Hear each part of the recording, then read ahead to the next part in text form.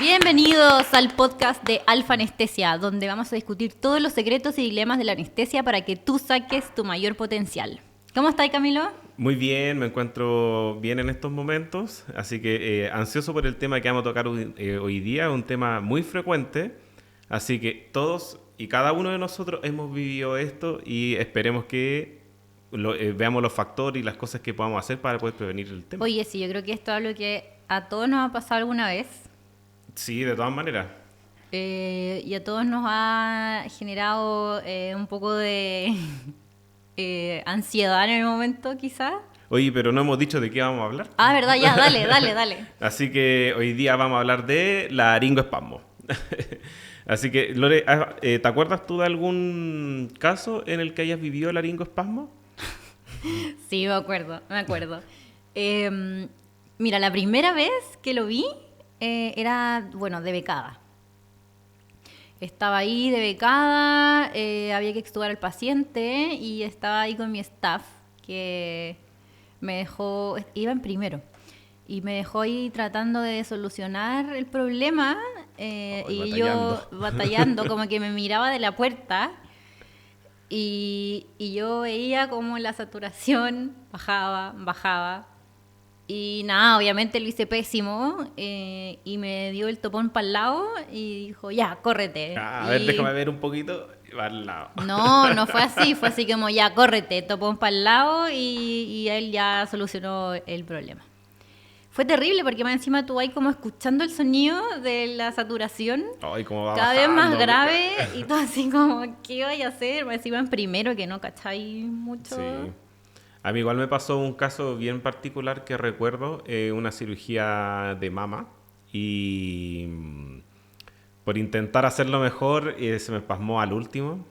Oh, fue terrible porque más encima, si bien no fue tanto rato en el que duró esto, pero la fuerza que genera la persona, que generó la persona que estaba al frente mío me llevó a incluso a hacer un edema pulmonar. Entonces, es un tema que realmente hay que tratarlo, hay que verlo, porque puede traer consecuencias muy graves. Entonces, yo creo que podríamos partir primero por la definición de laringoespasmo. Sí, oye, espérate, antes es que me acordé, porque después viví un caso parecido, pero ya de staff. Entonces, o sea, con un becado, pero ahora yo era la staff. Entonces, como que viví el otro lado. Al otro lado de la moneda. Hoy, sí, también es como... Y también me pasó lo mismo. Finalmente el paciente hizo un edema pulmonar y tú te vas dando cuenta que en realidad algo que pudiste haber prevenido tiene costos, no solo para el sistema, porque se va encareciendo, obviamente. Un paciente que iba a salir a la RECU, finalmente después termina el intermedio, Sí, po. con los costos que eso significa para el paciente, para el sistema y además el riesgo agregado que le pones al paciente en Sí, de su todas vida, en maneras. el fondo. De todas maneras. Bueno, entonces como dijiste, partamos un poco con la definición, no sé si nos querés iluminar. Ah. Pero bueno, el laringoespasmo, tal como suena, el espasmo de la laringe. Entonces es un cierre sostenido de las cuerdas y la verdad es que es un reflejo muy primitivo y muy nuestro de lo que tenemos, ya que lo hace como una medida de protección de que no tengamos una aspiración de contenido. Entonces, este cierre que es sostenido de las cuerdas produce de que no produzca ni entrada ni tampoco salida de aire. Entonces, genera una situación angustiante en la que nosotros, por más que intentemos ventilar esto, el paciente no logramos que entre, bueno, depende del grado, pero hay grados muy severos en el que finalmente el aire no entra, el consumo miocárdico de oxígeno continúa, incluso a veces más por la taquicardia que se puede generar el estrés, y empezamos a tener momentos de baja de saturación, de hipoxia, en el cual incluso puede llevar a la bradicardia, al paro cardiorrespiratorio. Entonces, no es un tema menor. Claro. Bueno, y para contextualizar un poquito, recordemos que la sensibilidad de la región supraglótica está dada por el laringio superior y de las cuerdas vocales estaba por el laringio recurrente. Ya podríamos mostrar un mono aquí después, ¿eh? En Yo creo que la sí, edición, en la edición. que cuando los que editan atrás debieran colocar la imagen. Claro, al equipo le vamos Al equipo. a decir. Pongan la imagen ahora, en este momento, ¿ya? Vamos a hablar un poco de cómo funciona esto. Bueno, espero el mono, ¿ah? Chiquillo, espero el mono. Ya, entonces, bueno, la respuesta motora está a cargo de 3 músculos, que son el cricoaritenoides lateral, el aritenoideo transverso y oblicuo, y el vocalis, que es parte del tiro aritenoideo, ¿ya? Y estos son los que están inervados por el laringio recurrente. Y lo otro importante, Camilo, es que las cuerdas vocales, por la anatomía, por la forma que tienen, van a funcionar como una válvula que es unidireccional. Entonces, si bien es fácil que salga aire en el fondo desde el tórax hacia afuera, cuando tú das presión positiva, o sea, por ejemplo, si tú pones tu máscara y das presión positiva hacia el tórax, es súper difícil vencer la presión que ejercen las cuerdas vocales, porque funcionan, como te decía, como una válvula unidireccional, pero hacia afuera. Entonces, la presión para vencer las cuerdas vocales, ejerciendo una presión positiva que uno ejerce cuando está ahí tratando de vencer este laringoespasmo, puede llegar en un adulto entre 140, 190 milímetros de mercurio.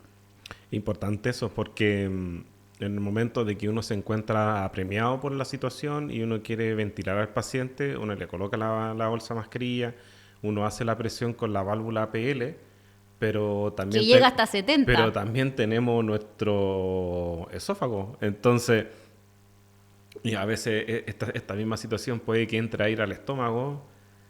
No, puede ser un desastre, la verdad. Puede ser un desastre, Sí, porque además, que... de repente, claro, pasa en pacientes, no sé, puede ser en pacientes electivos y todo, que tengan ayuno, pero de repente... Igual hay residuo en ocasiones. No, y te puede pasar en pacientes que están de urgencia, en el turno. De todas maneras. Entonces, es importante tener los factores de riesgo que pueden tener los pacientes que se someten a esta situación. Tenemos los riesgos del paciente. Ya, oye, espérate, eso es importante, los factores de riesgo, porque sí, una de las cosas importantes... La sospecha no hace prevenirlos. Exacto, es tener una alta sospecha de qué está pasando y, identificar al paciente que puede hacer un laringoespasmo a la salida. De todas maneras, porque tenemos 3 factores que son las partes de la ecuación de esto. Primero, que es la cirugía, el tipo de cirugía. Lo segundo es el paciente mismo, porque también puede tener factores de riesgo. Y la tercera parte es el anestesiólogo. Entonces, partamos por el anestesiólogo, porque de todas maneras, si uno tiene poca experiencia en esta situación, muchas veces como bien se ve, o sea, se identifica que la anestesia es como un vuelo de avión, en la inducción y en la emersión son los riesgos. Y es la parte que también entra en ocasiones un poco como el arte de la anestesia, porque hay que identificar los momentos y el timing perfecto para poder hacer las intervenciones correctas para evitar los riesgos. Entonces, la inexperiencia del anestesiólogo lleva a que no podamos identificar el timing perfecto para hacer la laringoscopía, que va a estimular la vía aérea, la intubación que más va a estimular, y al revés, la extubación del paciente y cómo poder prevenir esto. Entonces, eso es uno de los factores. El otro factor que también influye es la elección de fármacos. Si hacemos la inducción inhalatoria a un paciente con sevoflurano, es distinta que lo hagamos se describe que no se puede hacer con desflurano, pero la elección del gas anestésico con uno más irritativo de la vía aérea acarrea más riesgo de poder producir este laringoespasmo. ¿Y con cuál sería el más propenso a hacer un laringoespasmo? Con desflurano e isoflurano. Entonces se describe que el sevoflurano y el anotano, que ya no se ocupa, podemos hacer la inducción inhalatoria y hay menos riesgo.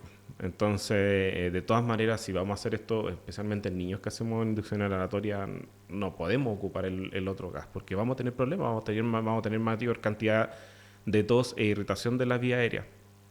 Igual que los fármacos de inducción, hay que tener en consideración que los planos anestésicos que tiene que estar el paciente tienen que estar en planos profundos para el momento de poder hacer la laringoscopia y la intubación.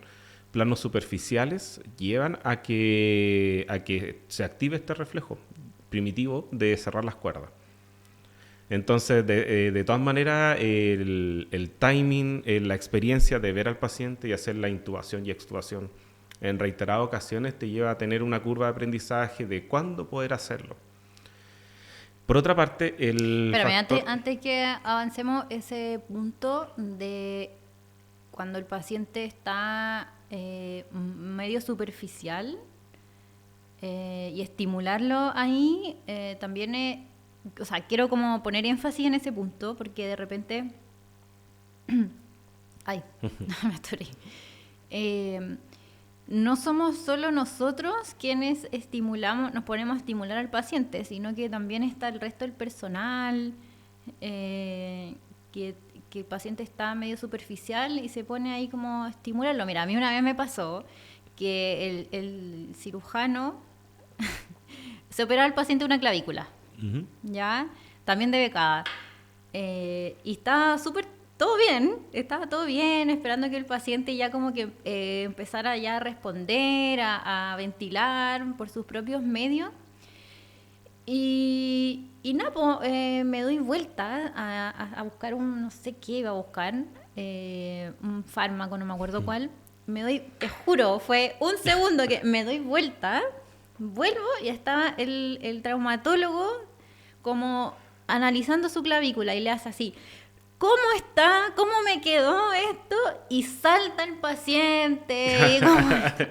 Es que de todas maneras, pues, se entiende que el equipo quiere ver, pero O hay sea, momento y momento. claro, entonces verdad hay que estar como, tener un awareness de Sí. todo lo que está pasando. Y que igual el contexto en que sucede de que quieren terminar la cirugía, en ocasiones se olvidan el tiempo anestésico de la emersión. Entonces, empiezan a hacer el aseo entre que quieren sacar la placa que está pegada a la pierna del paciente, que todo esto es pegadísima, entonces una depilación gratuita que le pegan, pues. Entonces, estimular eso a planos superficiales y que saquen la placa, que muevan al paciente porque lo empiezan a cubrir, a darle calorcito, qué sé yo. O sea, Todo estímulo en plano superficial puede generar el reflejo. sí, Entonces, o sea, en el es fondo importante eso. no es solo que nosotros nos preocupemos de no extubar a un paciente que esté ahí más o menos nomás, sino estar preocupado de todo el contexto. Ya, Y bueno, por otra parte, tenemos los factores del paciente mismo. Se da de todas maneras en los niños por la configuración de la vía aérea, que va a ser un poquito más superior. Pero también hay ocasiones que estos pacientes, todo lo que tenga como irritación de vía aérea y mayor sensibilidad es lo que produce el riesgo.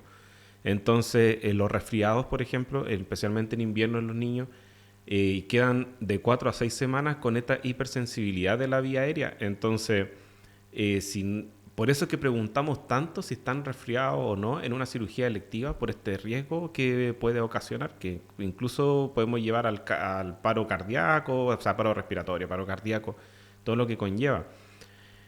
Los pacientes que tienen reflujo gastroesofágico también mantienen una irritación. Los pacientes fumadores también mantienen esa irritación. Se inscribe también los pacientes con SAOS. Y lo otro es que los pacientes de mediana edad, de entre los 20, puede ser desde como los adolescentes, hasta los 30, que tienen una gran musculatura de la caja torácica, el hecho de que estos pacientes desarrollen este laringoespasmo pueden traer mayor consecuencia. Entonces, identificar bien al paciente es una de las partes esenciales de la evaluación preanestésica y que también nos hace identificar factores de riesgo. Ahí en ese punto yo creo que es importante recalcar lo que dijiste, que estos pacientes jóvenes que son como grandes, que tienen una gran musculatura torácica, que finalmente pueden hacer este gran esfuerzo y presión negativa frente a una glotis cerrada y son los más propensos a generar complicaciones más severas. Y ese paciente hay que tener harto ojo. De todas maneras. Y por último, el tipo de intervención que se va a hacer La intervención de vía aérea, en la cual nosotros la compartimos con los otorrinos, por ejemplo, en la cirugía de amígdala y adenoide, genera un tremendo estímulo O sea, por está la zona que ahí estamos. Están ahí mismo. en el nervio, está ahí Están ahí al mismo. lado. Y lo otro es que quedan restos de saliva y sangre, que también muy irritativo de la vía aérea. Entonces, ese tipo de cirugía es por lejos una de las que más estimula. Sí, porque... Hay otras también que está recordando la laringoscopía directa que realiza el otorrino, la endoscopía digestiva. O sea, algunos también describen otras que son de índole urológicas, en la que también genera un estímulo potente en los pacientes de los planos superficiales, que también genera el reflejo. Entonces, de todas maneras, cuando hacen... Hay ocasiones que, por ejemplo, un legrado uterino, O sea, no en todos o sea, depende cómo lo hagan, porque todos los caminos llevan a Roma finalmente, así que lo pueden hacer con espinal, anestesia general, pero cuando lo hacen algunos lo hacen con sedación y que en los momentos del o generan pinzamiento, máscara. en el momento del pinzamiento lo profundizan más. Entonces, ese tipo de estímulos tan potentes puede generar un gran problema si no estamos conscientes de esto. Sí, estoy totalmente de acuerdo porque algo que se ve. Y uno, o sea, ahí está la importancia también de saber cómo va la cirugía. O sea, uno también tiene que saber los puntos más relevantes de la cirugía, los que van a estimular más al paciente para estar preparado. Porque uno dice, ya, ¿para qué tengo que aprenderme todo esto? Como los factores de riesgo, de anestesia, del paciente, de cirugía, como que al final pareciera que fuera pura memoria que uno tiene que estar aprendiendo. Pero finalmente el llamado es hacia la prevención. Exacto. Entonces, identificando a estos pacientes, identificando esta cirugía, hace que uno esté más alerta, que uno tenga una conciencia de la situación y que lleve a que finalmente nosotros tengamos todo lo necesario en pabellón para poder solucionar esto. No en todos los centros, por ejemplo, están las SUXI a mano, porque hay en ocasiones que están en otros lugares, depende de la presentación, pueden estar refrigerados o en farmacia. Entonces, en ese tipo de pacientes hay que tener la conciencia de que ese fármaco hay que tenerlo ahí mismo, o sea, de emergencia. O sea, entonces todo esto nos sirve para prevenir, De todas maneras. que sería la primera fase del manejo. Exacto. Entonces, ¿qué consejos podríamos dar aquí en esta parte de prevención? Primero, identificar al paciente. Lo otro es evitar el riesgo innecesario a una cirugía. El sistema asistencial te lleva a que tengas que, obviamente, hacer la operación, pero si es un paciente que está resfriado, reciente, que es una cirugía electiva, hay que sopesar muchas veces el riesgo versus el beneficio de poder prevenir esto. Y o sea, lo tercero es que identificar los pacientes que tienen mayor potencial de riesgo al presentarse este incidente. Y lo cuarto es que al momento posoperatorio también el paciente no termina en el área quirúrgica, también el paciente hay que tenerlo en observación por las complicaciones que pueden desarrollar a posteriori. O sea, entonces podríamos dividir estos como consejos en factores como para prevenir este asunto en preoperatorios, intraoperatorios y postoperatorio, no hay que olvidarse. Y claro, intraoperatorio, postoperatorio, digamos como extubación también. Como preoperatorio, identificación del paciente. Intraoperatorio, los timings de la cirugía. Los timings de la cirugía. Y postoperatorio, evitar la extubación en planos superficiales, o sea, o lo extubas despierto o muy dormido. O profundo. Aspirar antes para sacar las secreciones. Y en el postoperatorio, si es que tuviste un incidente, obviamente tenés que seguir al paciente. Sí. Igual hay algunos fármacos que lo pueden usar como de prevención. La lidocaína está descrita como un medicamento de prevención al momento de 2 minutos antes de extubarlo. Y también hay maniobras que se pueden hacer para prevenir esto. Pero la lidocaína es como previene la tos en la extubación. pero también sale descrito que previene el mismo laringoespasmo. Entonces, no editen esta. Vamos a editar esta Sí. parte de... Ya, pero salía descrito. Sí, pero sí. Ya, pero y lo otro, bueno, tenemos los medicamentos, los fármacos. Ya, pero ya vamos a llegar a esa parte. No, pues y por otra parte las maniobras preventivas también. Ah, ya, dale. Entonces, las maniobras preventivas que también describen que al momento de sacar el tubo endotraqueal, ocupar la presión positiva, Ah, ya, sí. entonces insuflar el pulmón, sacar el tubo y la aspiración que produce, como es una válvula unidireccional, genera la apertura de la válvula. Sí, sí, esa es muy buena. Es como maniobras preventivas que se pueden realizar. Bueno, y ya como pasando de la prevención, si no funcionó, también lo otro importante es hacer el diagnóstico. ¿Y cómo realizamos el diagnóstico?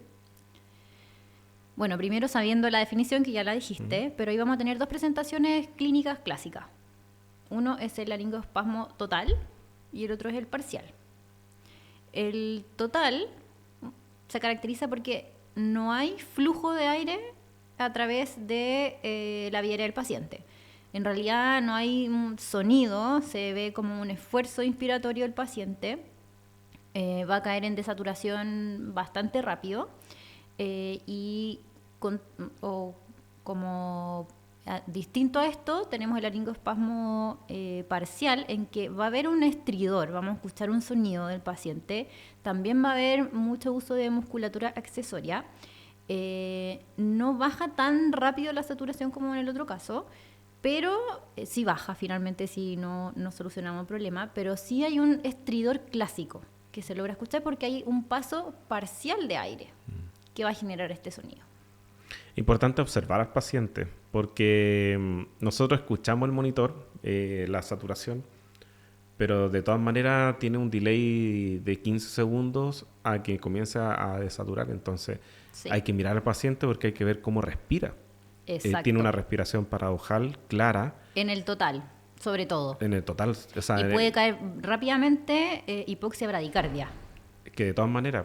Entonces uno ve al paciente en que va cambiando su coloración de piel, así como que realmente... Oye, sí, eso es real, eso es real. Uno lo ve que va cambiando, entonces... Qué importante lo que dijiste. Antes de incluso sentir el monitor, porque tiene un delay de 15 Sí. segundos que son clave, entonces es la observación, es súper importante eso. Qué importante lo que dijiste, porque uno ya en esta época más moderna, uno siempre pone su atención en los monitores, en todo lo tecnológico, pero en estos casos de verdad que el paciente, cuando es sobre todo un laringoespasmo total, y uno ve al paciente y este movimiento paradojal, esta retracción importante, y el paciente se pone azul. Es terrible. Y la saturación ahí todavía como en, no sé, 90. Y de hecho sabemos que la saturación no es tan confiable a partir de 80. Sí, de todas maneras. Y lo otro es que... y como tratamiento, si ya lo lograste identificar, lograste ver que el paciente ya se va poniendo cada vez más de un color no deseado. Gris. Como también más azulesco.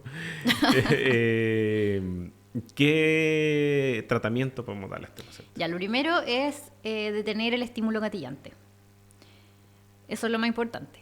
Después podemos hacer subluxación de la mandíbula, ocupar una cánula Mayo, cánula de Guedel, y aportar oxígeno al 100%. Podemos también ocupar presión positiva, que sabemos que, ya lo dijimos, un poco más difícil lograr vencer la presión de las cuerdas vocales, pero obviamente darle oxígeno al 100% es súper importante, y haciendo CPAP. Lo otro es la aspiración de las secreciones, y eso son como maniobras que se hacen en una primera instancia. Sin embargo, el manejo definitivo de un laringoespasmo es el uso de succinilcolina para relajar las cuerdas vocales. ¿Y en qué dosis podemos utilizar esto? Pueden ser en el 10% de la dosis habitual que uno da para una inducción. Dosis muy chiquititas pueden pueden relajar las cuerdas vocales, permitiendo detener el estímulo gatillante, subluxación de la mandíbula y ocupar una cánula de Guedel, aportar oxígeno al 100% y CPAP, aspirar las secreciones. Y todo eso puede como ayudar. Obviamente, bueno, el CPAP dijimos que cuesta mucho vencer un poco la apertura de las cuerdas. Eso como inicialmente, pero el tratamiento definitivo es el uso de succinilcolina. Ahora, hay otros fármacos también que pueden ayudar un poco, como son, pero esto ya es como más para el laringoespasmo parcial, que sería el uso de propofol, también está escrito que ha ayudado, y esto pensando en profundización de la anestesia. Importante eso, para poder detener el estímulo gatillante. Yo como que en estos casos de crisis, yo medio que los separo en tres factores, que es detener el estímulo, que lo que esté causando el estímulo, detenerlo, que algún tratamiento como antídoto, que en este caso tú lo mencionaste como la succinilcolina. Claro, y lo tercero, que es el soporte cardiopulmonar. Entonces, claro. son todas las medidas que tú dijiste en la cual podemos hacer soporte, e incluso hay que recordar que estos pacientes podemos llegar a reintubarlos. Sí, o sea, eso no se puede olvidar. Hay que considerarlo. Hay que considerarlo, que en casos muy severos, la reintubación de los pacientes. Claro, pero obviamente con las cuerdas ya abiertas, porque no le vaya a pasar el tubo ahí rompiéndole todo. Sí, de todas maneras. Ahora, las dosis de propofol, si es que tú quieres utilizar, también se ha visto que en el 77 de los casos podría aliviar un poco esto. Dosis subhipnóticas podrían ayudar. 0,25 por kilo. Ahora, si ya pasaste a Suxi, dosis ya de 0,1 por kilo. Es suficiente, sí. Si no tienes vía, ya 4 miligramos kilo intramuscular, ya... Ya, un momento muy o sea, perdiste muy lo angustiante. que pasa es que puede pasar. También puede pasar incluso antes de ponerle todo. la vía. Puede pasar eso, o puede que, no sé, pues se agitó el paciente, antes de eso se agitó, después se espasmó, o sea, todo puede pasar. Ojalá que no te pase, que no le pase a nadie, pero puede pasar. Bueno, cerrando el tema, hay que recordar que estos casos pueden llegar incluso, como dijimos en un comienzo, al edema pulmonar. Sí. Pero eso, yo creo que amerita un capítulo otro especial para eso. Sí. Así que lo importante, la prevención, sí. la sospecha activa de estos pacientes y la awareness de la situación que estamos viviendo. Yo creo que la sospecha, cuando ya tienes el diagnóstico, o sea, cuando está sucediendo esto, es muy importante, porque se te pueden pasar casos diciendo, no, si va a pasar, estando ahí haciendo presiones positivas, no, si va a pasar. Y el paciente poniéndose azul, pensando positivo, no, como que no anda muy bien. Y lo último es el manejo activo, tal como tú lo dijiste. Así que eso... Me gustó este capítulo. A mí también está bueno. Sí. Así que síganos en nuestras redes. Espero que les haya gustado este episodio. Tenemos mucho más ideas de poder hacer temas así conversados. Así que eso, espero que nos sigan. Cuéntenos si quieren algún tema especial. Y nada, pues nos vemos en la próxima. Nos estamos. Chao.